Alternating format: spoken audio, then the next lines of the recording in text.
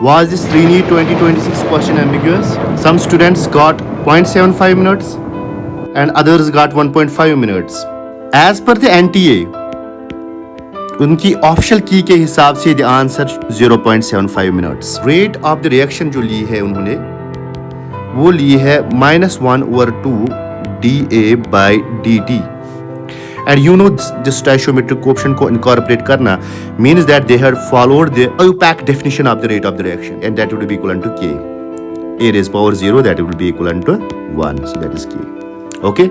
इसकी जो integrated form हमें मिलेगी वो मिलेगी A0 minus A equivalent to twice KT, क्योंकि ये 2 incorporate होगा integrated form of equation में. Where A0 is the initial concentration, A is the concentration of A after time T, कि रेट कांस्टेंट और T हमें मालूम करना है यहाँ पे.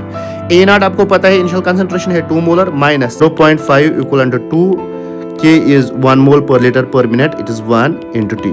तो T कितना आएगा हमें, वो आएगा 1.5 divided by 2, it would be 0.75 minutes.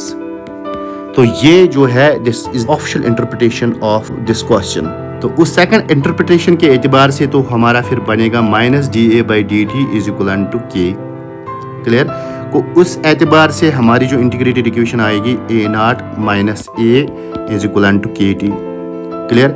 A0 हमें पता है 2 है, A हमें अभी हमने निकाला it is 0.5 is equal K is 1, T हमें निकालना है तो T हमारा आएगा 1.5 मिनट्स. तो that is why some of the students have given the answer 1.5 minutes. Now it is clear that it is not the ambiguity in the chemistry, but it is the ambiguity in the wording of the question. The paper has never specified us whether K refers to the reaction rate or it refers to the rate of disappearance of A. But if we go as per the NCERT, we will find out that all the integrated rate equations have been derived when we take rate as the rate of disappearance of the reactant, not as per the IUPAC definition of the rate of the reaction. So if you follow the formal IUPAC definition of the reaction rate, the answer is 0.75 minutes.